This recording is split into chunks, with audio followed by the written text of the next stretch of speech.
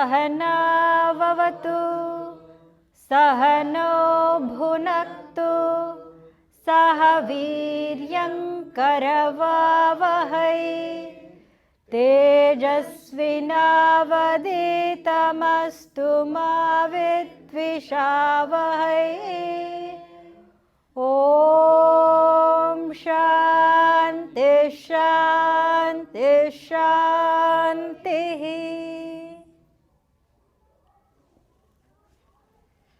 All right, so we'll start with Sadhana Panchakam. We'll chant the second verse, that's what we're on. We'll do lead and repeat. Oh man, what's the tune again? Sangat satsu vidhiyatam bhagavataha. Sangat satsu vidhiyatam bhagavataha. Bhaktir dridhadhiyatam. Bhaktir dridhadhiyatam. Shantyadih parichiyatam dridhataram. Shantyadih parichiyatam dridhataram. Karmashu santyajyatam. Karmashu santyajyatam. Sadvidvanupasripyatam pratidinam. Sadvidvanupasripyatam pratidinam. Tatpaduka sevyatam. Paduka sevyatam. Brahmaikaksaramarthyatam shruti shiraha. Brahmaikaksaramarthyatam shruti shiraha. Vakyam samakarnyatam. Samakarnyatam. Sangat satsu vidhiyatam bhagavatah bhaktir dridhadiyatam. Two instructions in the first line. Seek companionship with people of wisdom. Sangat satsu vidhiyatam. Bhagavatah bhaktir dridhadiyatam. Be established in firm devotion to Bhagavan. Bhakti to Bhagavan. Then Shantyadih parichiyatam dridhataram. That's where we got stuck. Shantyadi. Starting from Shanti and many more. And we're looking at how many? 26. 26 divine qualities from chapter 16 of Srimad Bhagavad Gita. So these are Daivi qualities, Daivi Sampatti, divine qualities. So are we going to have all 22 the moment we're born? Few people do have it all, but we are working on it. So we can pick 1, 2 at a time, read about it, and try to practice it. And once we've mastered it, is it over? Oh, challenges come in life. And we think we've mastered one thing and something else comes up, right? I was a part of a training this week for bereavement counseling. So counseling for people who've recently lost people. And everyone in that call, except me, because I was in training, had lost someone recently, right? And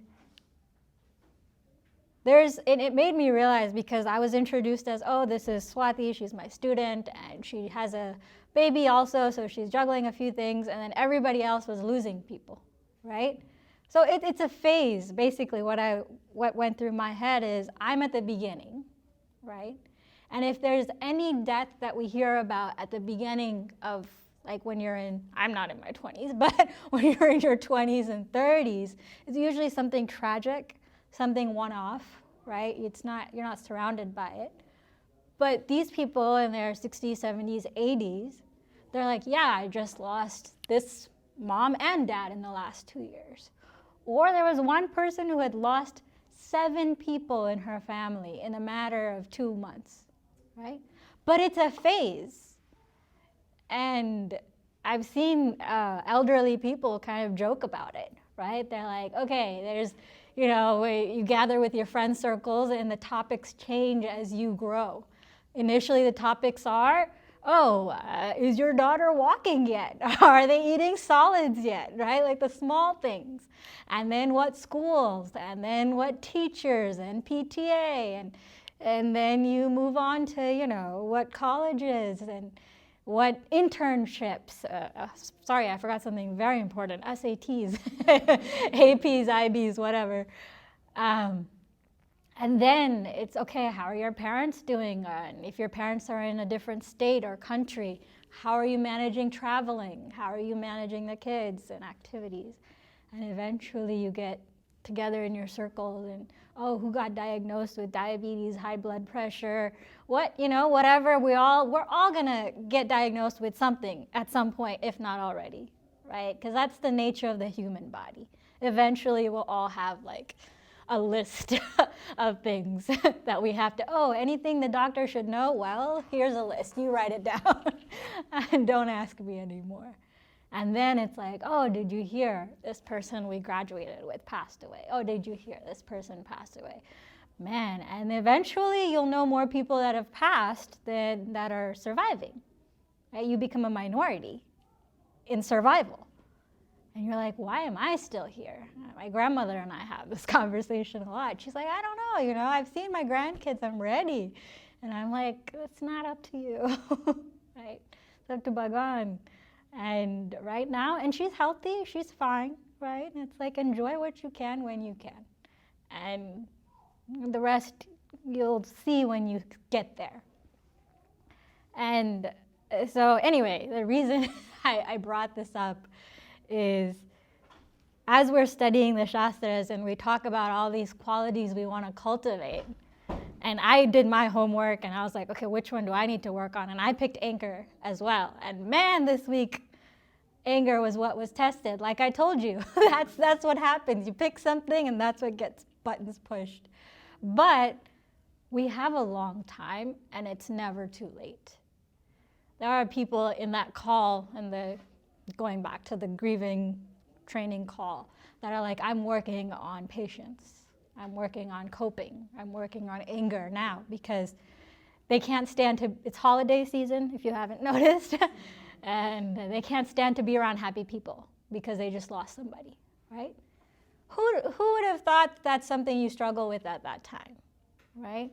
And people talk about triggers. I never thought that this movie would trigger me into a 15-minute sob session. Well, things change, right?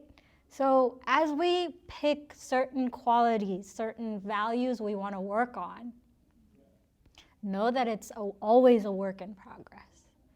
And it's okay to slip.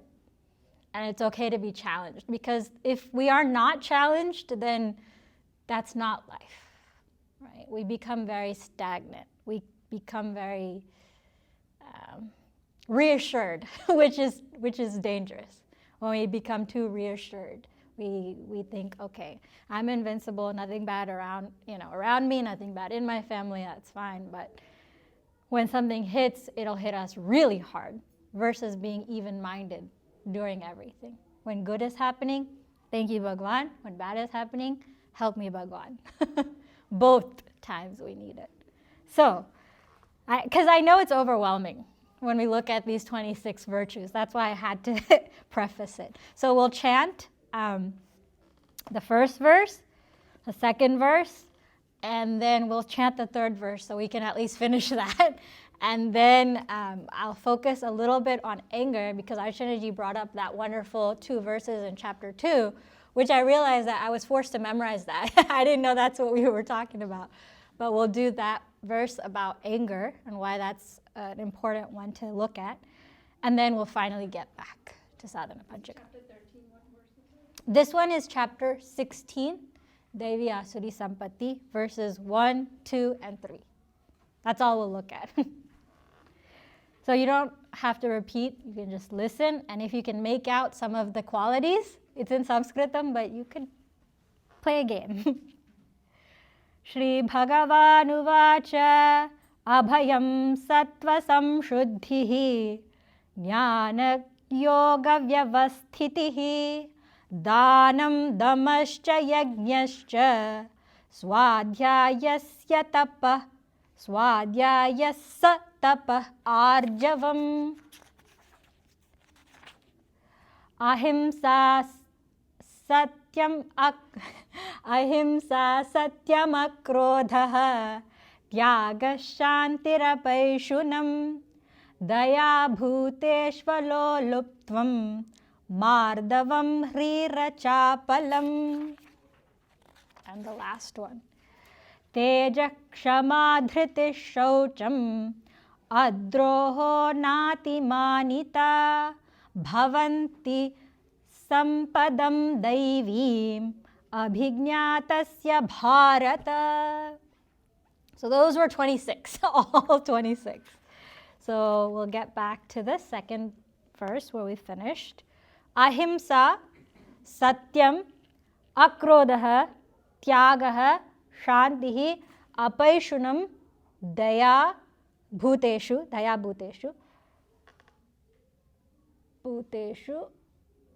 aloluptvam. Loluptvam. Where are we? Aloluptvam, yes. Then mardavam hrihi, achapalam. So 11. There was 11 here. And it's all Sanskritam packaged together, right? Sandhi has been put together. So you have to open them out and you see 11 of them here.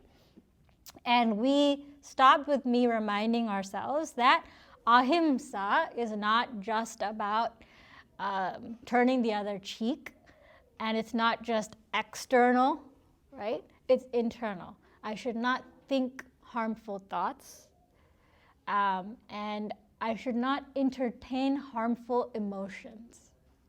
What are those harmful emotions? We have fear, we have anger, we have anxiety, depression, all of these things, they are harmful emotions for us. Oh, okay, so let me just turn it off. It's that easy. It's not. It's not easy to turn all those off, and it takes a lot of effort and vigilance. So ahimsa, be kind to oneself through our mind, our emotions, our thoughts, but also to be kind towards others and ourselves. Self-care, I know that's a very popular term, but this is ahimsa as well. And I also stated that ahimsa doesn't mean that you let people walk all over you or your values, right? Giving into peer pressure is not ahimsa. And I think that's something that we all, as Sanatanis, need to be aware of. Because growing up, particularly in this country, it's very easy to be told that you should just agree with the status quo or believe what everybody around you is believing to maintain the peace, right? While we stick to our principles and values, we can be kind and clear and straightforward, arjavam, in our living. So that doesn't mean you hurt others if they hurt you with their ideas. It just means that I'm going to stick to what I believe in. And if this is what you believe, we can either have a respectful dialogue about it, or we can let it be, right? Our job isn't to change everybody's mind. And if other people think that it's there, that's a lofty goal to try and change a human being, because imagine how hard it is to change ourselves. For me to change me is a task worth many lifetimes. I cannot be expected to change others. And we shouldn't make it easy for ourselves to bend to others either, right? So ahimsa is a really important one with a lot of dimensions. All right, so then truth, absence of anger, renunciation, peacefulness, absence of crookedness, compassion to all beings, uncovetousness, gentleness, modesty, and absence of fickleness. So those are all straightforward. There was a question last week, and I don't think the person who asked the question is here, but the question was, isn't it impractical to ask us to not be angry? And anger is a natural emotion. Gurudev gets it. And what does Gurudev say?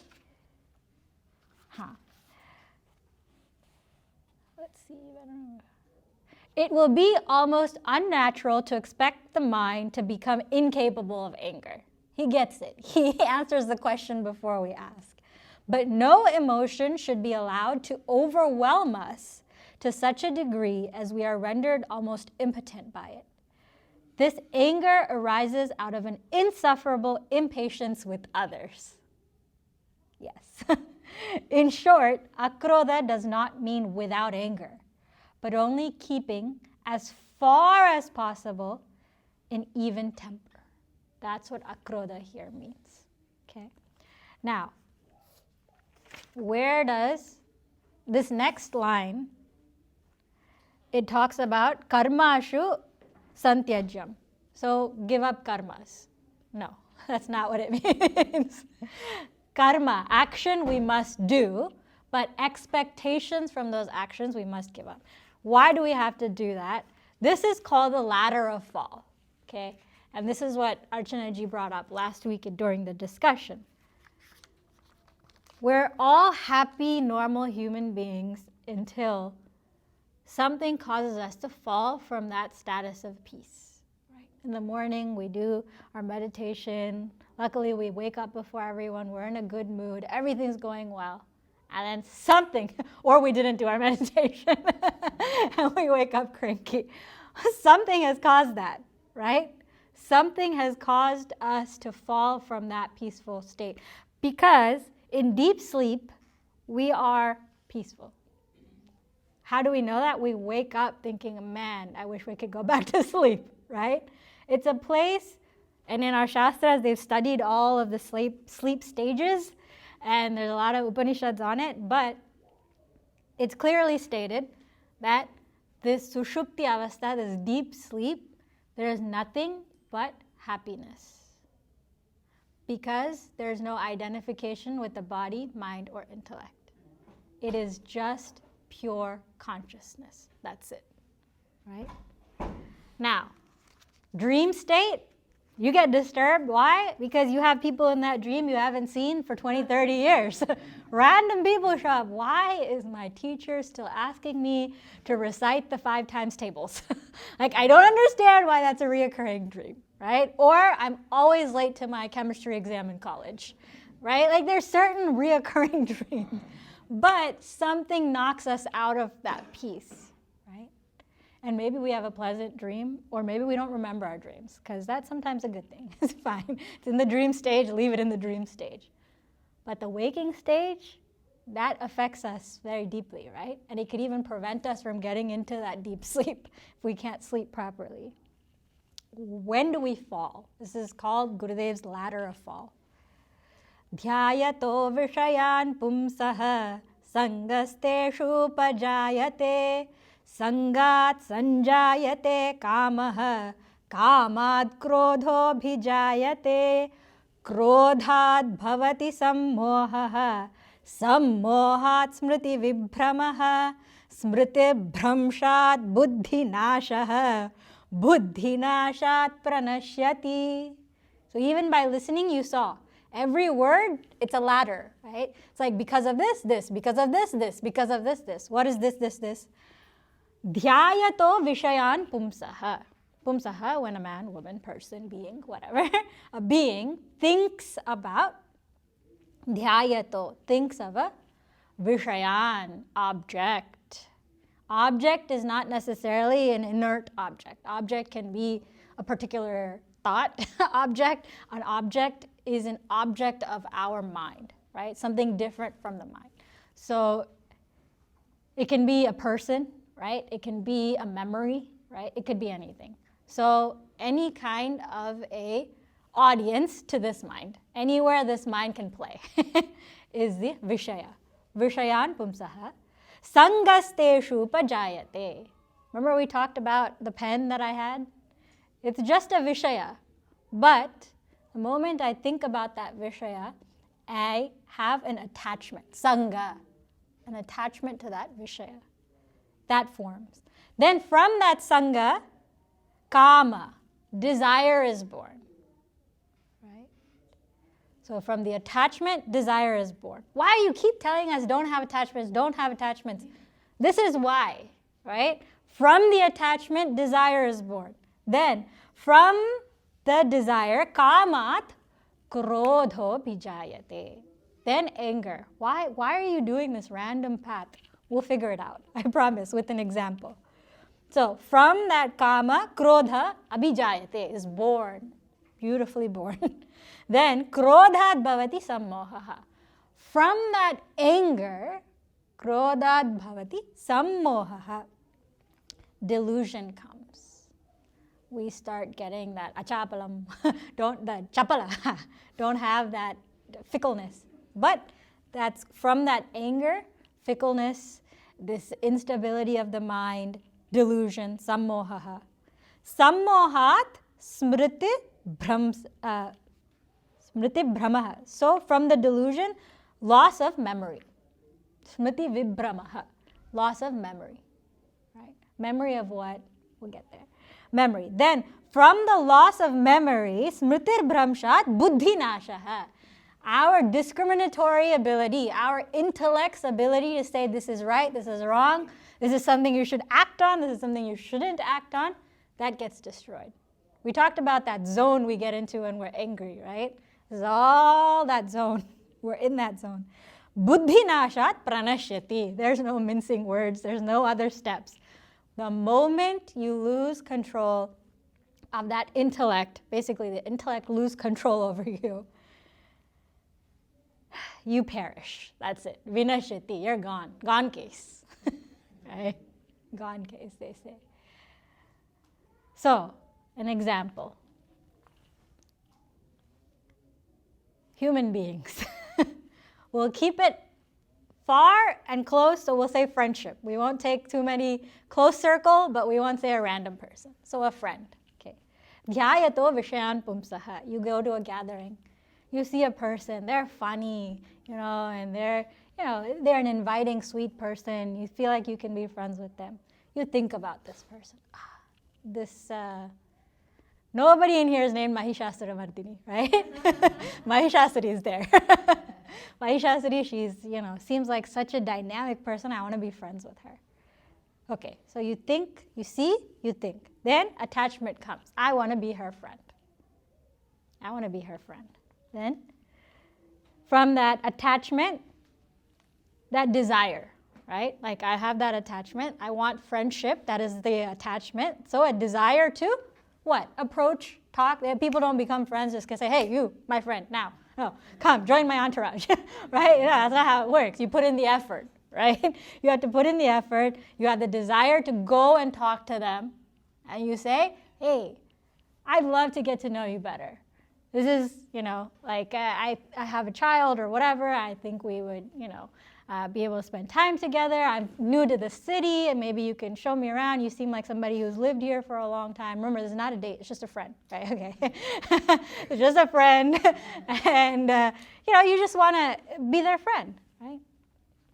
And they have zero interest in adding another person to their friend circle because they're saturated. Emotionally saturated. Their calendar is saturated, right? Especially holidays times, they have to already split it between this in-laws and their family and this friends and that friends. They don't want to be your friend. But they're not going to say, hey, I'm not going to be your friend. They'll just be like, yeah, we'll talk about it later. I'll catch up with you before I leave. Awkward. But luckily you're not, too polite. You get it. They don't want to hang out with you. And from that, you get angry, right? And you get, why don't they want to be friends with me? What's wrong with them? I'm a nice person. I look decent. I'm following Dihi. I'm a modest person. I'm a straightforward person. I don't talk bad about others. So, Sangat sanjayate kamaha kamat krodho bijayate. One verse done. Next verse. Krodhat bhavati sammohaha. Sammohaha, delusion. Then you start making up excuses for them and you. Right? I showered. Do I stink? Is it me? Why does this always happen to me? Ever since I was in kindergarten, nobody wanted to be friends with me. I remember when I asked Julie to come to my birthday party in 2nd grade. We've known each other since kindergarten. Julie didn't come. And you know who didn't come? Nobody came from my class. It was just me and 3 of my cousins.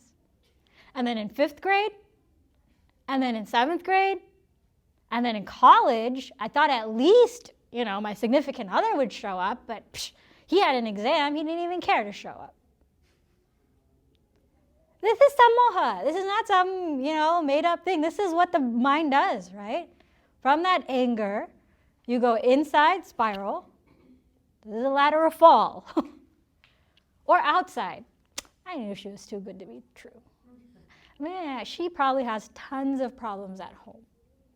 And I just think she's fine and would be a great friend, but maybe she would be a horrible friend. In fact, I thought I heard her say bad things about this other person and gossip at the park last week. So maybe she's just not worth it for me. It's better for me to keep her away. Right? A self-righteousness. You impose things. That is delusion. Right? What else is delusion? Delusion is fake things that you put into your mind. There will be some strand. Okay, maybe Julie didn't come to your birthday, but does it require her to have a justification at 2nd grade of why she couldn't come? And does it need to drag into your 30s and 40s? That's delusion, right? Krodhat bhavati sammohaha. Sammohat, the memory, right? This is the memory, right? It all happens so I can't keep the examples separate, but that's the memory, right? You bring back, this is the best. And I don't think this is a gender thing. Some people do, maybe it is. But when you start fighting with people, you remember every fight you've had.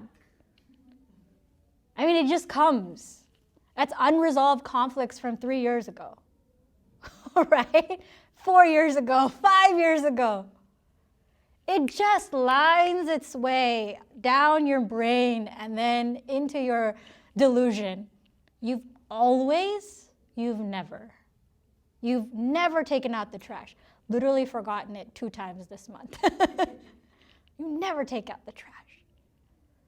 You always disrespect me in front of these people. It was a poor joke. But always, never always, never always. This memory, and memory is the worst because it's usually wrong. I'm not making this up. If you look at studies on neurology and all this stuff, and memory studies, I guess, most of the time our memories are false. We think they're true, but they're not. Most of the time, the way we remember things is so colored by our emotions that the facts become lost. And we actually do believe that was true. So that's why it's tricky. And the other person's like, no, that's not. And you talk to your siblings how you grew up, right? I remember this Diwali, and Amma said that you get to have this, and I didn't get anything. And they're like, what are you talking about? We both got the same present. You threw yours in the pool. I didn't. That's why you lost it. And no.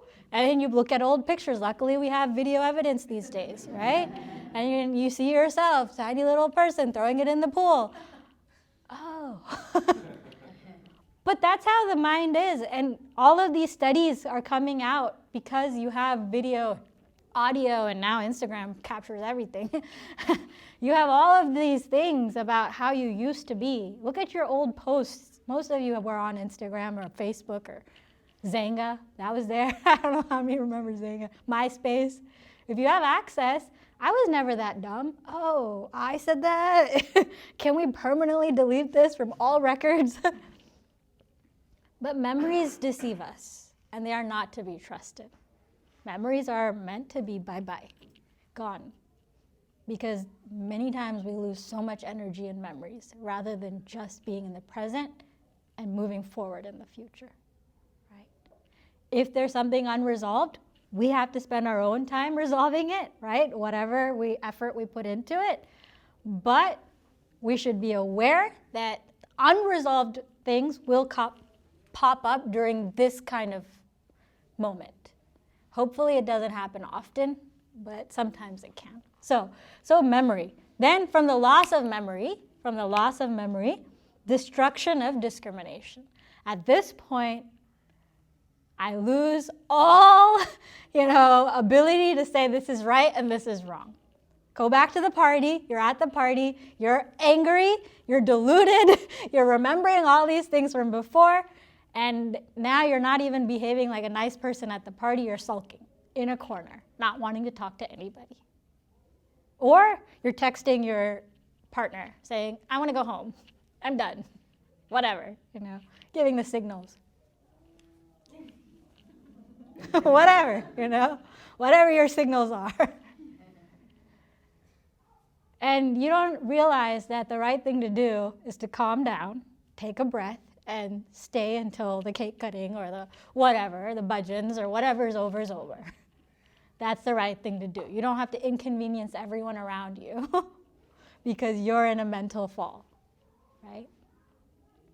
But I can't make that decision because my entire faculty of decision making has been hijacked by emotion. I used to love TED Talks. The ones these days aren't as impactful, but the original TED Talks, they talk about amygdala hijack, right? And that's what's happening. It's a part of your brain that gets completely hijacked when you're in this sammoha, this delusion, right? So then from that destruction of discrimination, you perish, right? You don't just poof, not like a genie, you don't perish. But you want to get out of that situation.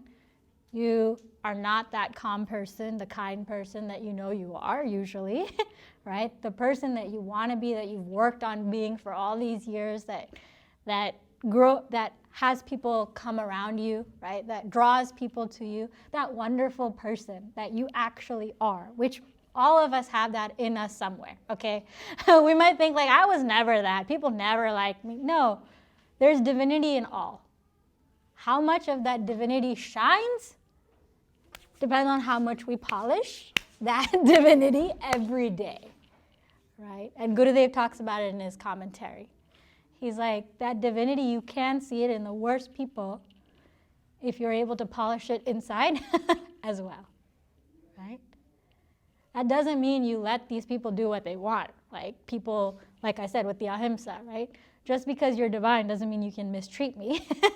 And just because I'm divine doesn't mean I can walk around floating and being arrogant and whatnot. No, that divinity is a reminder to us of our true nature. That's all. I am all of these things. I am. You are. We are. But dhyayate vishayan pumsaha. One step by one step, we fall. So how is this helpful? Can we catch ourselves, right? We literally have rungs to hold on to this time, right? Can I catch myself before the anger? Can I catch myself before this? Can I, climb your way so you don't vinashyati or pranashyati before we are gone, right? Can I climb my way back up so I can stay on that ladder? I'm not above the ladder. I'm not on the roof or whatever. But I'm still on that ladder. So, dhyayato vishayan pumsaha. There's an object. There's always objects we interact with. Us in this room, you driving a car. We're always doing actions and interacting with these objects. At what point does that attachment form? Now, is it practical to say we should have zero attachments all the time? Most people in this room are married or have kids, right? That's an attachment. That's an attachment. You have kids. The bigger your family is, the more you spread that community, the more attachments that you have. I have a husband, okay, 1. I have a child, okay, 2. Okay, I have another child, 3. And then I have a dog, okay. Then I have another dog. Then I have a gerbil. Then I have whatever, right? Everything that you add to your attachment list, to your relationship list, becomes something you have to be careful with, right? because you start expecting, right? I will expect my dog to be happy and wagging the tail and come and greet me every day I come home from work. That's it. And if they don't, I will be mad. Why did I get you? To give me joy. I got you to be happy to see me because nobody else seems to be happy to see me these days. Right? Now we talk to our dog or our pets or whatever that way. It can be funny. But talk to your spouses and your children. Why did I have you? For happiness. You're only giving me sorrow. Go to your room. We can't do that. That's why it becomes a responsibility for us, right? I have a spouse. Why did I marry you? I don't know. I don't even remember why I married you. But really, that's this vishaya. Dhyayato vishayan pumsaha sangasteshu upajayate. Instead of anger, we had this moha come early, right? You say, if I'm with this person, they'll give me joy. Right? They bring joy to my life, therefore. Right? And then they don't. Eventually the krodha comes at some point. And the sammoha and everything will come. So it is not practical for us to assume or think or expect not to be attached to anything because we live in this world, right? But to be clear in our thinking, the moment you get into that relationship with that spouse, with the child, the moment the child is born, it can be the most tender moment. But it's also a moment of, okay, here we go. Let's see what comes out of here, what comes out of this jiva. What happens? Because it's an adventure, right? And how much can this smriti not be brahmshat? How much can this buddhi not be nasha? Because it's a test every day, every moment, right? And why do people do this then? Why do people get married, have kids? Ask ourselves. We did that. We don't need to look at the world. That is moha. Very, very wise, calm people like Ramana Maharishi Ji, Gurudev. They're born with that discrimination intact. I don't want this, I do want this. Why? I don't want attachments. And then there's people who are sannyasis, not them, but they have their devotees. And the devotees end up being that sangha. Same devotee shows up. Swamiji, I have a question. Swamiji, I had this problem today, that problem today. Before the Swamiji is even awake, he's sitting at the door ready to ask questions. Sangat, Sanjayate. You have these relationships form, whether you get married or not also, right? Human beings, it happens. Swami Tapunji Maharaj, who was the guru of Gurudev, Swami Chinmayananji, he was living in the Himalayas. And he was very strict with his students. He did not care if you couldn't handle the cold, if you couldn't handle his, routine, if you couldn't handle waking up at 3, 4 a.m. in the freezing cold of Uttarakashi. He didn't care. You want to study the Shastras? Study. Whether you like me or not is not a problem. You do what you want to do. He had zero attachment, even to his shishyas. He's not compassionate. The fact that he even allows people to see him is compassion. That's all. Right? So, whether it's grahastha, sannyasa, these attachments can come in different forms. That's moha. Right?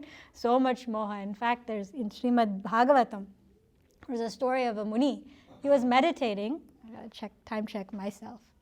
There's a muni meditating, and he was so close to moksha, okay?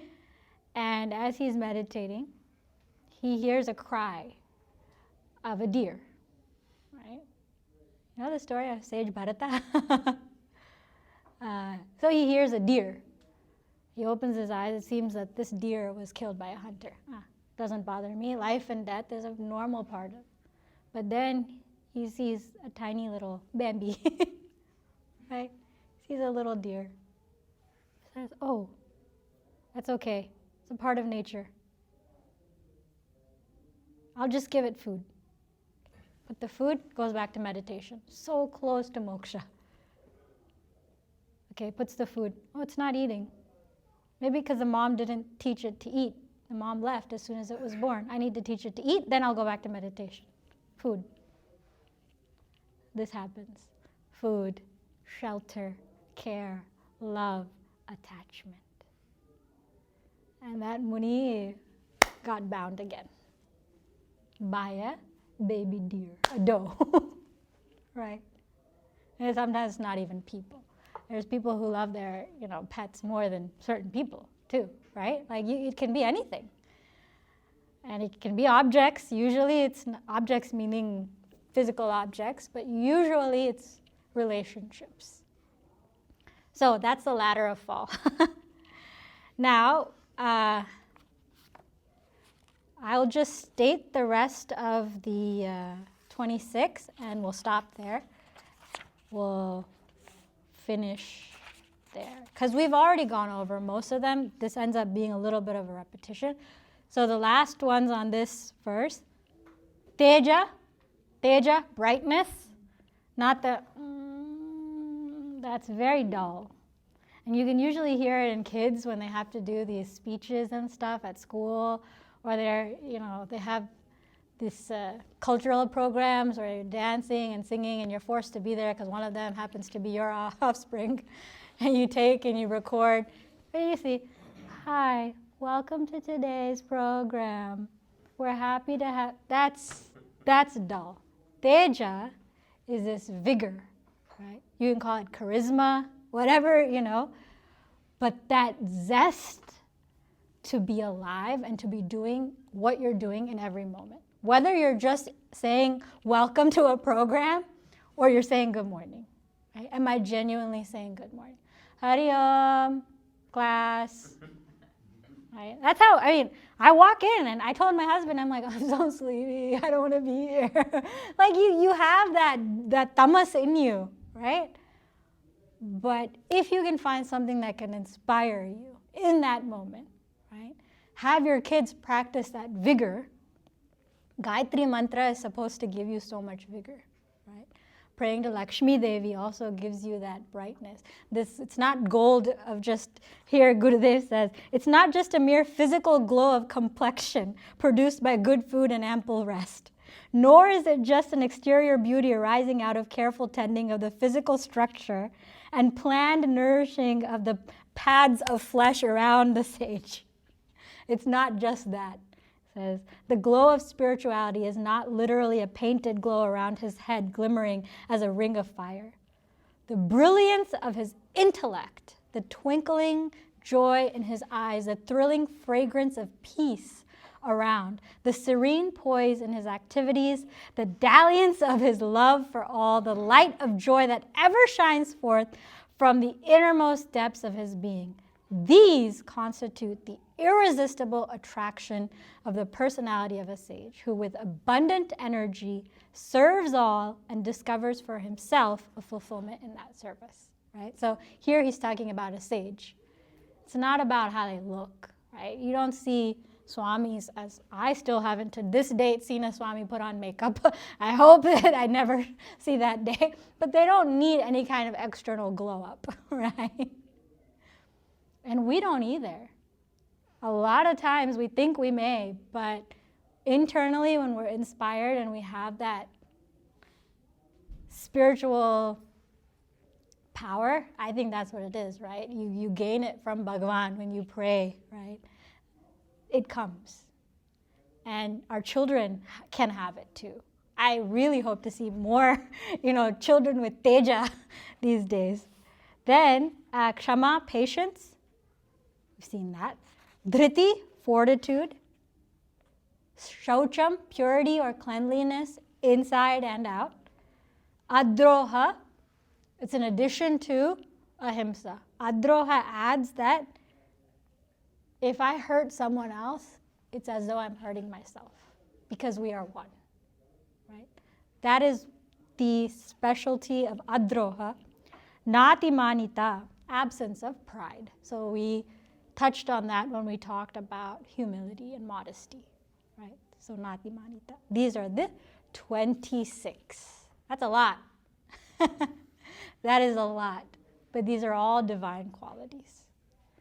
And if we are all divine, that means we all have the potential to develop these qualities. When? We keep trying, right? But if we don't try, it's not going to happen. That's a certainty, right?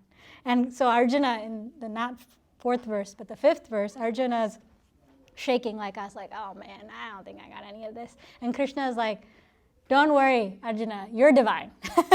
He reassures. He says the first 3 verses are the divine qualities, and he has 1 verse for the asuric qualities, right? The not so divine. And then the 5th verse, he says, Arjuna, you're divine. Let me remind you, you're divine. So we have to remind ourselves, we're not demonic, we are Daivi, okay? But we have to work on cleaning up all of these vishayas, that attachments, the sangas that push us down this ladder. So we will stop here and finish with Purnamadaha, and we're finally done with this 26 qualities. If there's questions about any of the qualities, right, it's chapter 16, verses 1, 2, and 3. So look at it at your own time. Please come back and I'll be happy to explain, right? Because this book is just 5 verses. I could go through that in 5 days, or we can spend time and cover all of what it means. Shantyadi is this. It's a beauty. Shantyadi takes 3 days. So we'll finish with Purnamadaha. Om Purnamadav Purnamidam Purnat Purnamudachyate Purnasya Purnamadaya Purnameva Vashishyate. Om Shanti Shanti Shanti. Harihi Om Shri Gurubhyo Namaha. Harihi Om.